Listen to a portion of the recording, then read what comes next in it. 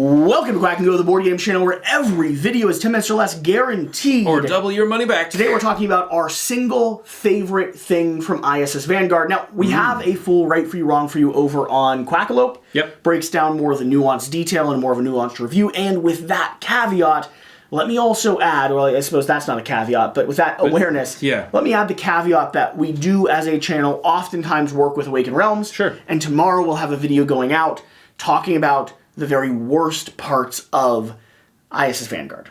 So, there is some balance to this conversation, but this is not this video. This is a Thirsty Thursday. This is where we get to be as hungry as possible, as thirsty as possible, over a very sexy board game. West, what is your favorite thing about ISS Vanguard?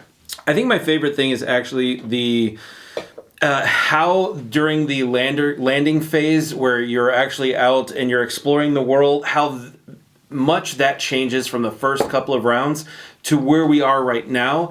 Each one of those is just vastly more interesting. They've got so much more going on, and it feels like at the beginning it wasn't that difficult, but now it's so difficult. There's so much more going on. There's so much more opportunity for you to screw up and really make a massive exit for yourself.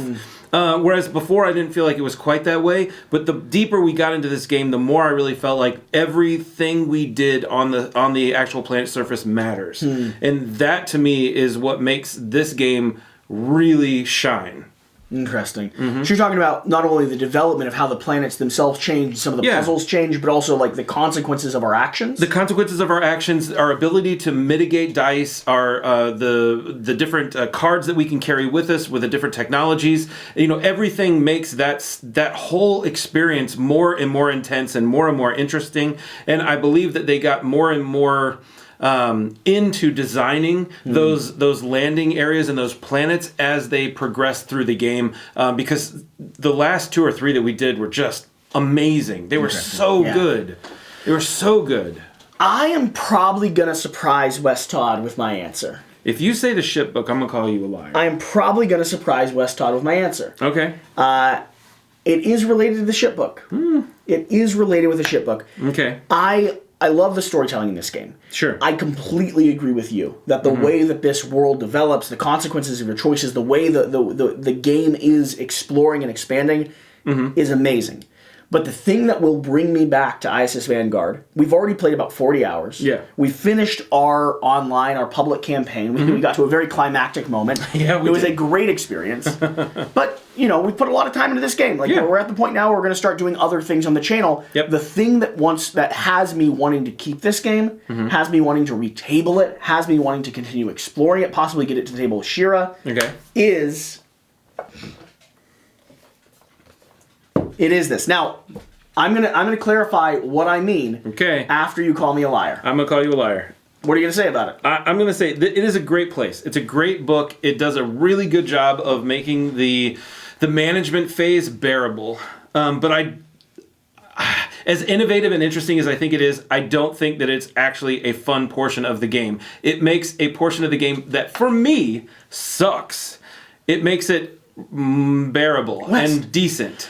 This is Thirsty Thursday. You're wrong. Okay. I am not saying that the mechanics of the ship book are my favorite thing. Okay. I am saying that I think the thing that will bring me back to ISS Vanguard again, with Shira and with other players, is the nuance in decision and the consequence in decision, not just on the table, but especially here in the ship book. All right, that's totally fair. I don't necessarily love paperwork either. I'm not that type of player.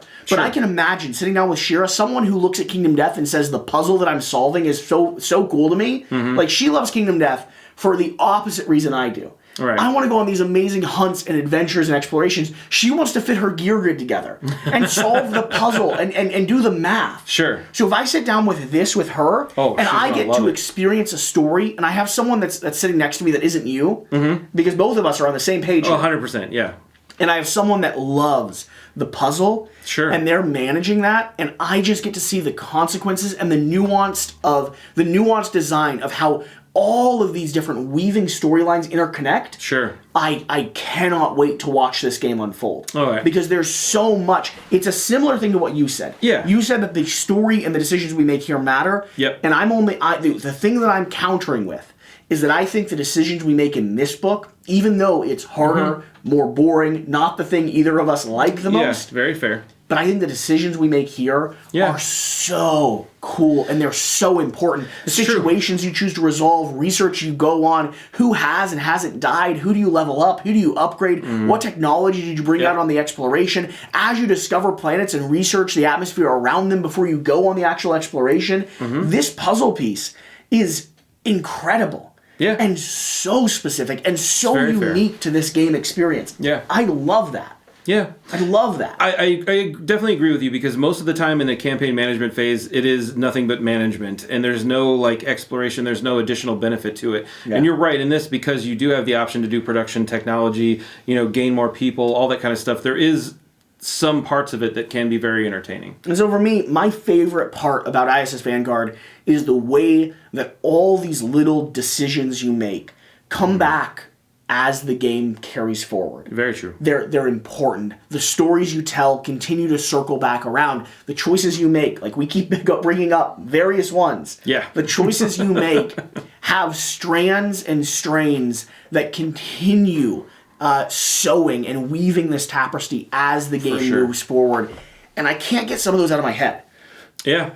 I will definitely say that there's at least 2 or 3 things about this game that I will never forget, because the experience was so good. Yeah. And so bold and so unique and so interesting. I think we're very much saying a very similar thing. Yeah. It's just we're looking at different elements of the game that incorporate and weave that into the framework. Any other things you want to add to this conversation? Any other notable stuff you want to point out?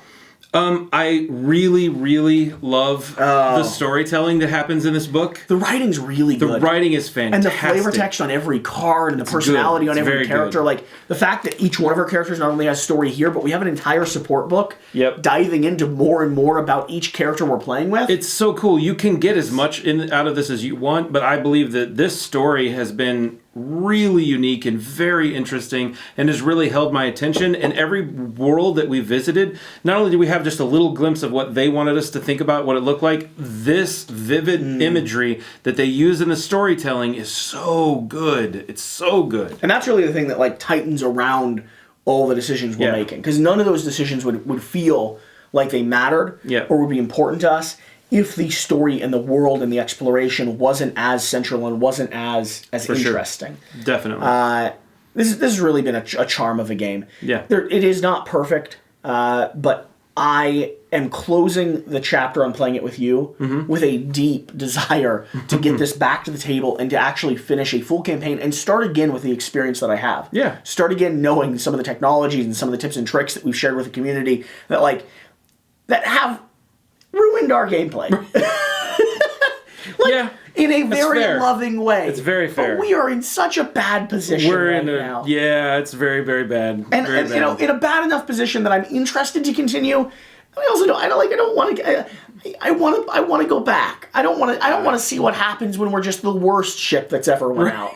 I understand there's probably a very cool ending and it's very satisfying. I'm sure it's going to be amazing. It's very fair. It just makes you feel bad, man, when you look at the memorial wall. And it's half full. No. After this...